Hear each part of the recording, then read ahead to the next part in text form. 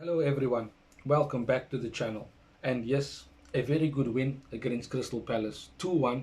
And I certainly couldn't watch the game as intensely as I do live, but I did take the time to watch the full game back, and I certainly was concerned but also impressed in the particular performance. In the first half, we certainly didn't do well, and I do know that this review could be seen as a bit late, but we're playing again on Thursday against West Ham, and I thought it was perfect as a bit of a moving into the preview that will also be coming soon. I do think that it was a particular of a statement win against Crystal Palace because they were 12 games unbeaten. They beat the likes of Liverpool, they gave the likes of City a good game, and they certainly have showed that they are a very formidable team under Oliver Glasner. They know how to set up defensively, they know how to attack when they are countering, and of course, they are quite capable of keeping possession of the ball for good long periods of time. But against us, they weren't as clinical, especially in that first half where we were struggling.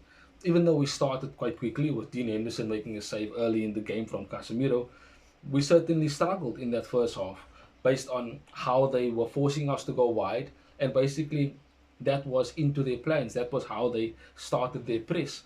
And with that happening, we found ourselves a bit lost at the back, hence the reason why the chances were being created by Crystal Palace. They were cutting us open quite a number of times.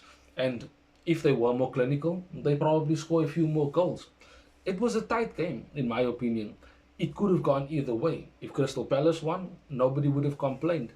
Yes, there would have been people upset at once again Man United losing, and of course that would have made it two losses in a row. But there was a change in how we approached the second half. Amarim said in his press conference after the game that the intensity and the aggression was basically leveled up in the second half by us. He also said that he felt that Crystal Palace would be a bit tired in the second half, and that was true to his word. They did play in a European game in the Conference League against Strasbourg, and that certainly does take a bit of energy out of you. It does give you less time to recover and to rest, to be ready for a Premier League game. And with us increasing the intensity in the second half, we were much better. We played a professional game, we managed the game quite well. And after the 75th minute, Crystal Palace were basically just sitting back into a deep block and basically allowed us the ball, but couldn't capitalize when they wanted to counter because they were tired. And we basically were defending quite well with the likes of Martinez coming on in the second half and Mazraoui. That did help us defensively. The goals in itself, I am happy for Zirkzee. He does need that. He is a confidence player. There was a lot of question marks around his future at United, but he showed a good mindset to come back strongly, score the equalizer, which was an actual screamer based on the angle that he had it at, and of course the amount of power and accuracy that he applied. And that certainly was good for us because it did push us on, and we were deserving of that in the second half. Like I said, the first half was really bad in terms of us trying to hold some sort of structure. And if they were clinical, they would have scored more goals. The penalty, I don't think you can argue about that. It is a penalty. Yoro kind of falls into Mateta and tries to make a tackle. And a lot of people saying he had a bad game, especially because he got taken off in the second half. But I don't think so. Bar that moment where he did lose his footing and, of course, foul Mateta, I do think that he had an okay game, a decent game. It wasn't outstanding, but he certainly had a decent game with the amount of passes that he was making, winning these duels. And certainly he did fix the mistakes in terms of how you want to look at it with how he performed.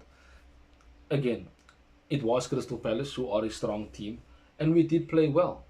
The goal that we scored to go in the lead with Mason Mount, Bruno Fernandes setting him up from the free kick, it was good. It was great, but we are struggling to create chances from open play without the likes of Cunha and Sesko. And that is a problem and a concern because we are going to be without Sesko for a couple of weeks still.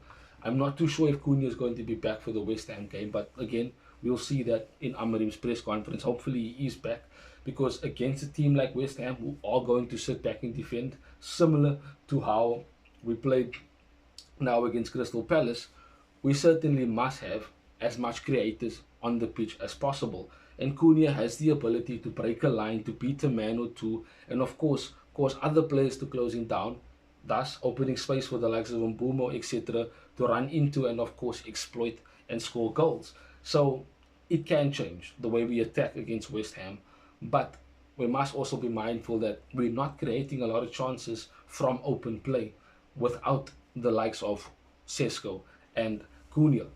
Now that in itself is a problem for me, and I think it takes a lot of work for Ruben Amorim to make us a team that is capable of creating chances, even if we do have our first team players not available. And yes, the bench in itself doesn't help. Only the likes of Mainu basically on the bench in terms of an attack. Shea Lacey hasn't made his debut yet, but of course he's still an academy player. So there isn't many replacements to come in, and maybe that is why we're looking at a Semenyo, looking at a Elliot Anderson, Adam Wharton, like you saw yesterday, for January, because we do need reinforcements. Mateta himself also wants to leave Crystal Palace. There might be an opportunity there for us in January.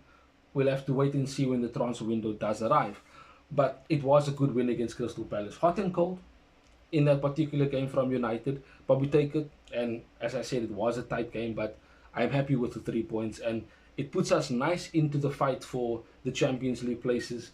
And we certainly are in a good position. And a win will always do that. A win will always put you in a positive position. And of course, ease a bit of pressure for you to focus on the next game and have less pressure on yourself to perform, to win, and to, of course, get a result. We are playing at Old Trafford, so that will, of course, give us an advantage. But you let me know what you thought of the performance in the comment section. Of course, let me know how you think Ruben Amorim can solve the problem of us not scoring goals from open play as regularly as we can. Have a wonderful day further. Till we see each other again soon. Bye-bye, Red Devils.